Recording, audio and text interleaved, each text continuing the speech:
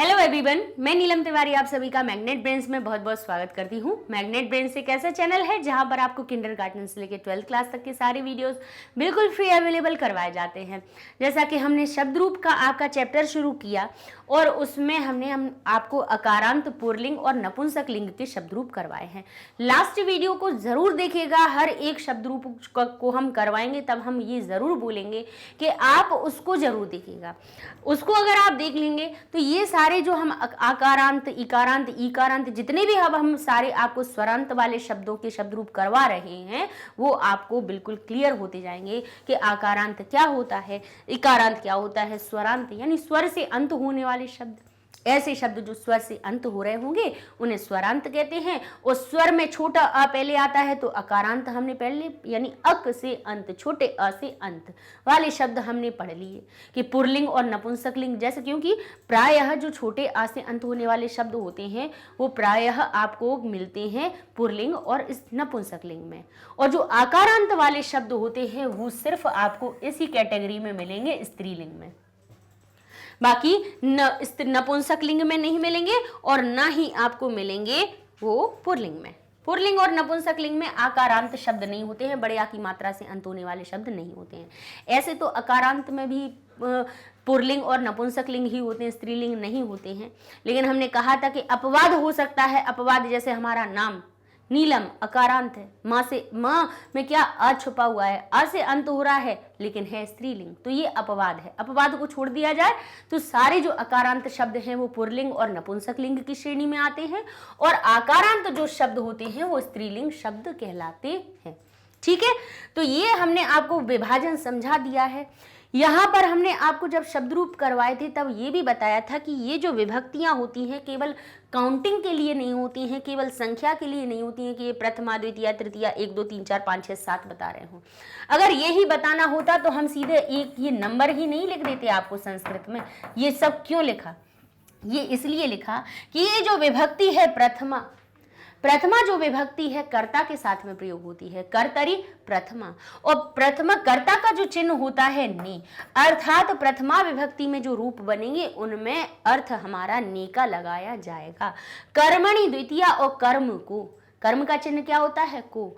तो कहते हैं जो कर्म होता है उसका चिन्ह को होता है, तो द्वितीय विभक्ति जहां लगाई जाती है यानी द्वितीय विभक्ति के जो रूप होते हैं उनमें अर्थ को का निकलता है। जहां पर तृतीय विभक्ति होती है उनमें अर्थ हमारा से या के द्वारा निकलता है। तो तृतीय विभक्ति के जो रूप देखेंगे रमया, रमाभ्याम, रमा भी, ये आपके से और के द्वारा का अर्थ बताएंगे। फिर चतुर्थी विभक्ति जो होती है कहते हैं के लिए का अर्थ बताती है। चतुर्थी विभक्ति के लिए का अर्थ बताती है, तो जैसे लिखा होगा रमायै, रमाभ्यम, रमाभ्य, तो यहाँ पर आप अर्थ निकालेंगे कि रमा के लिए, 2 रमा के लिए और बहुत सारी रमाओं के लिए। यहाँ पे पंचमी विभक्ति से और से, वो भी कौन सा? अलग होने वाला से, इसको दर्शाती है। तो रमायाह जहाँ लिखा होगा आप इसका अर्थ निकालेंगे कि रमा से कोई चीज अलग हो रही है। रमाभ्यम 2 रमाओं से और रमाभ्य यानी बहुत सारी रमाओं से। ठीक है, अब कहते हैं षष्ठी विभक्ति के चिन्ह जो होते हैं वो होते हैं का, की और के। जब षष्ठी विभक्ति के जहां रूप लिखे होंगे उनमें अर्थ आएगा आपका का, की, के। रमायाह, अब जैसे लिखा है कि रमा का घर, तो आप कहेंगे रमायाह गृह, रमायाह गृहम, रमायाह विद्यालयः, रमायाह नगरम, रमा का नगर, रमा का घर, रमा का विद्यालय।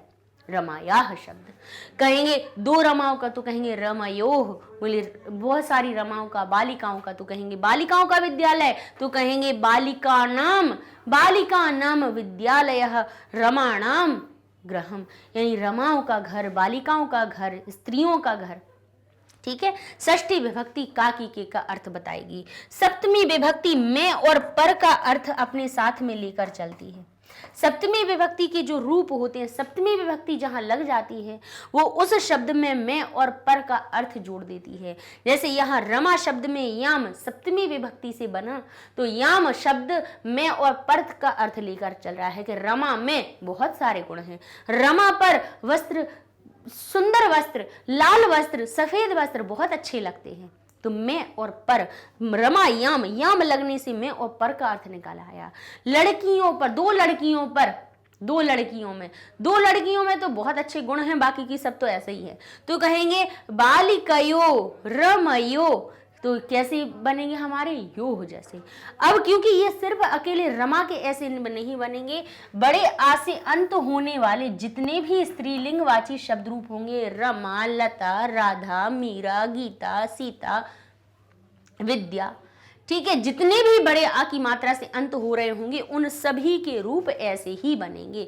प्रथमा विभक्ति के इसी प्रकार से बनेंगे, जैसे रमा रमे रमाह, तो लता लते लताह।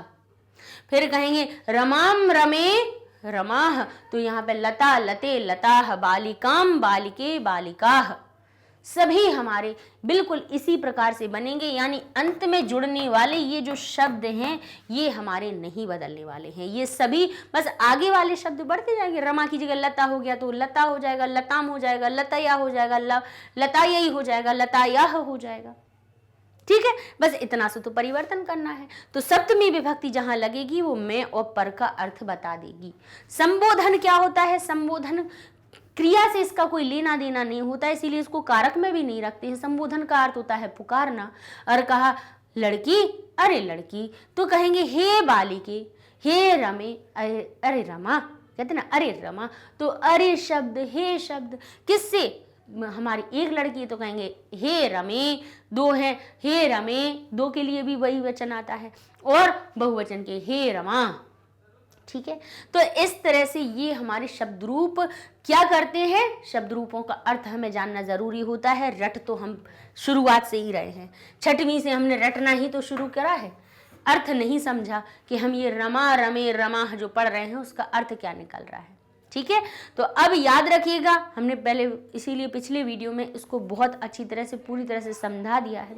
अच्छा, ऐसा क्यों होता है कि प्रथमा का चिन्ह ने ही क्यों होता है, क्योंकि प्रथमा विभक्ति कर्ता कारक में लगती है। हमने कारक समझाए थे तब उसमें बताया था कर्तरी प्रथमा, कर्तरी प्रथमा और कर्ता ने, कर्तरी में प्रथमा विभक्ति लगती है और कर्ता का चिन्ह ने होता है। कर्मणि द्वितीय, कर्म में द्वितीय विभक्ति लगती है और कर्म को याद करते हैं आप चिन्ह, कौन से याद करते हैं, कहेंगे कारक बताओ, तो बच्चे कहते हैं कर्ता ने कर्म को करण से संप्रदान के लिए, अपादान से, संबंध काकी के और अधिकरण में पर, संबोधन हे हो अरे, ये बोल देते हैं, सब याद है। लेकिन ये बता नहीं है कि इनका ही तो संबंध इन विभक्तियों से है, इन शब्द रूपों से है। कर्ता जो होगा उसके लिए प्रथमा विभक्ति लगाई जाएगी, कर्म जो बनेगा उसके लिए ये दूसरी लाइन, दूसरे नंबर की लाइन कर्म के लिए बनाई गई है, तीसरे नंबर की लाइन करण यानी सहायक के लिए बनाई गई है, चतुर्थी विभक्ति की लाइन जो है वो संप्रदान के लिए बनाई गई है, पंचमी विभक्ति की लाइन आपकी अपादान के लिए बनाई गई है, षष्ठी संबंधवाची शब्द के लिए आपकी षष्ठी की लाइन है, और अधिकरण यानी आधार के लिए किसी जगह का स्थान, आधार क्या होता है, कुछ ना कुछ स्थान होता है, क्रिया का कोई ना कोई स्थान तो जरूर हो रहा होगा, है ना। काम कहीं होगा, कहेंगे कहाँ बैठकर पढ़ते हो, बोले विद्यालय में पढ़ते हैं, हम कक्षा में पढ़ते हैं, हम घर पर पढ़ते हैं, पलंग पर पढ़ते हैं, कुर्सी पर बैठकर पढ़ते हैं। तो मैं और पर यानी आधार जो बनता है उसके लिए सप्तमी विभक्ति का प्रयोग किया जाता है हर जगह पे। केवल रमा ही नहीं, हर एक शब्द रूप में ये जो विभक्तियां होती हैं ये कारकों के लिए बनाई गई हैं, और कारक के चिन्ह ये होते हैं, ये पहचान होती है। जिसमें ने का अर्थ निकले वो कर्ता कारक होगा, जिसमें को का अर्थ निकले वो कर्म कारक होगा, जिसमें से के द्वारा होगा वो करण होगा, के लिए होगा वो संप्रदान होगा, जिसके साथ में से लगा होगा वो अपादान होगा, और काकी के होगा वो संबंध होगा, और मैं पर जिसमें लगा हुआ होगा वो अधिकरण होगा। और इन्हीं के लिए विभक्तियां क्या बनी है कि कर्तरी प्रथमा, कर्ता में प्रथमा, कर्मणि द्वितीय, करणे तृतीया, संप्रदाने चतुर्थी, अपादाने पंचमी, संबंधे षष्ठी, अधिकरणे सप्तमी।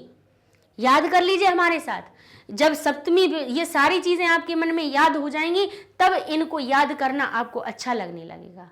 आप कहेंगे हाँ अब हम संस्कृत को हमें हिंदी में बनाना या हिंदी से हमें संस्कृत बनाना है तो हम शब्द रूप जरूर याद करेंगे, क्योंकि कहीं पे अगर लिख दिया होगा कि रमा के द्वारा पत्र लिखा गया, तो रमा शब्द में हमने लिखा रमा के द्वारा, तो अब यहाँ पे जो रमा के साथ में के द्वारा शब्द जुड़ गया है, तो के द्वारा शब्द का चिन्ह किस विभक्ति में होता है? तृतीया विभक्ति में होता है। तो रमा को जब हम संस्कृत में परिवर्तित करेंगे तब कौन सी विभक्ति लगाएंगे? तब हम तृतीया विभक्ति की लाइन उठाएंगे, तीसरे नंबर की लाइन उठाएंगे। तो रमा को हम लिख देंगे रमया। अब ये जो या है ना, ये के द्वारा की जगह पे आया है। हिंदी में तो हम के द्वारा लिख देते हैं, संस्कृत में बनाने के लिए उसमें या जोड़ दिया। अकारांत वाले में इन जोड़ रहे थे, रामेण बालकेन जोड़ रहे थे, देवेन सब में। स्त्रीलिंग वालों में हमने या जोड़ दिया, रमया। बड़े आ की मात्रा इधर से गायब हो जाती है। ध्यान कीजिएगा, तृतीया विभक्ति जब बनती है, क्योंकि या जो शब्द है 3 जगह आता है, या, लेकिन या के साथ में विसर्ग यहाँ पर आता है और यहाँ विसर्ग भी नहीं आता है और इधर की मात्रा को भी गायब कर देता है। ये तृतीया विभक्ति और पंचमी षष्ठी में अंतर होता है।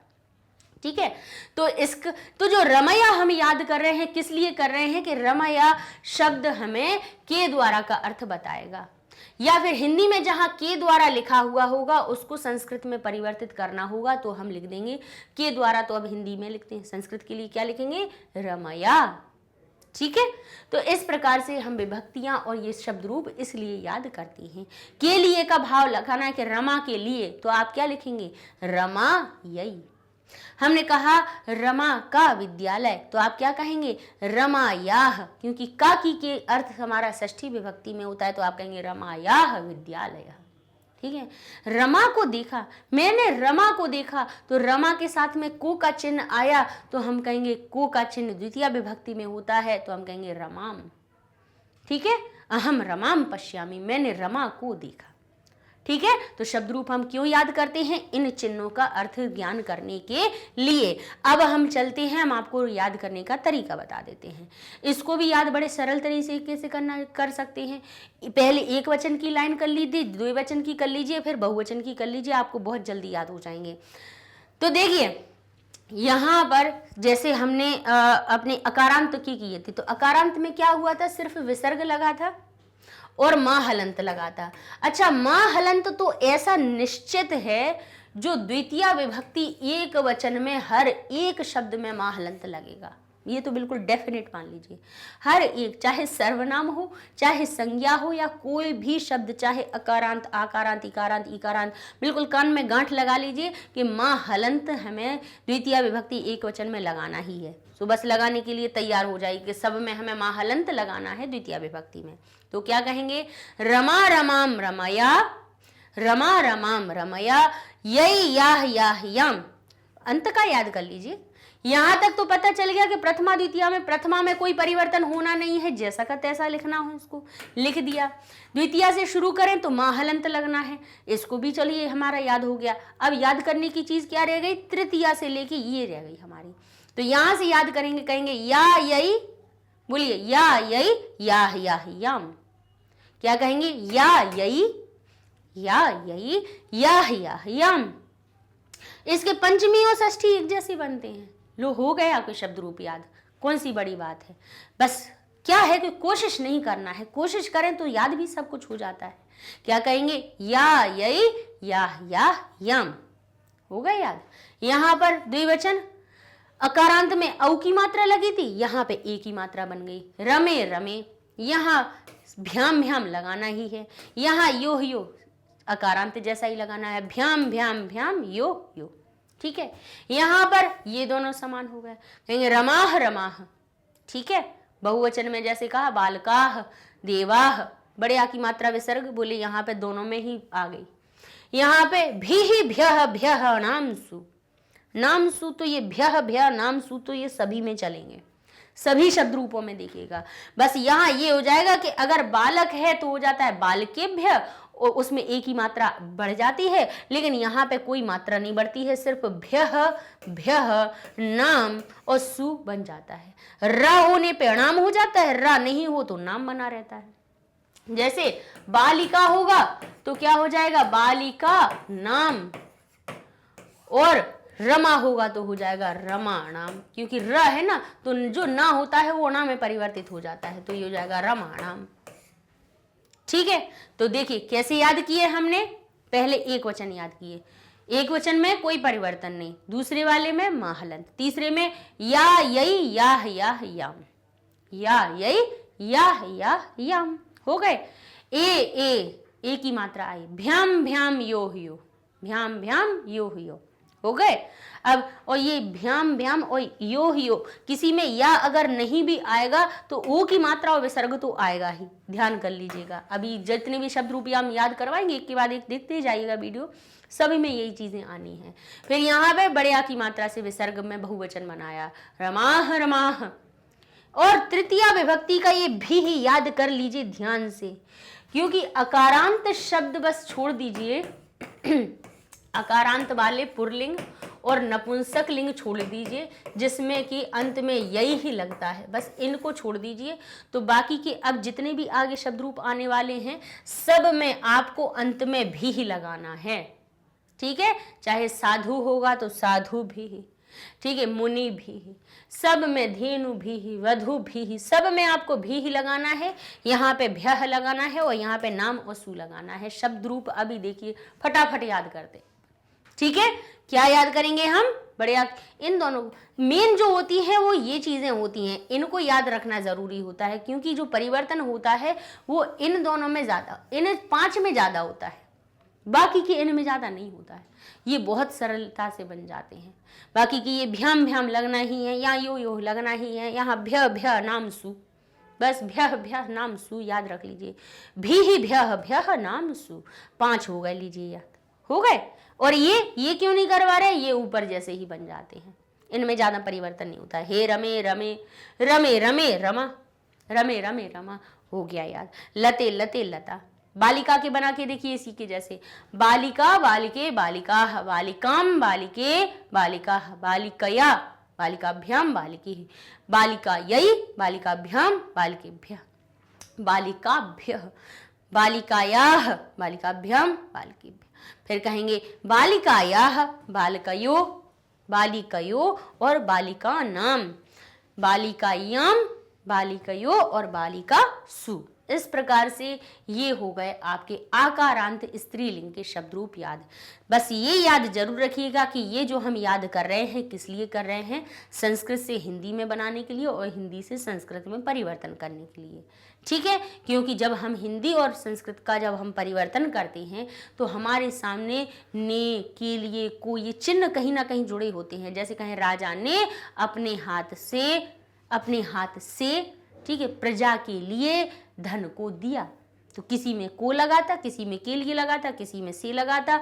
तो उन हर एक शब्द में ये जो से के लिए इनको हटाना है, संस्कृत में बनाना है, तो ये विभक्तियां हम रूप लगा देंगे, ठीक है। इस प्रकार से ये हो जाता है हमारा शब्द रूप का आकारांत स्त्रीलिंग का वीडियो पूरा, ठीक है।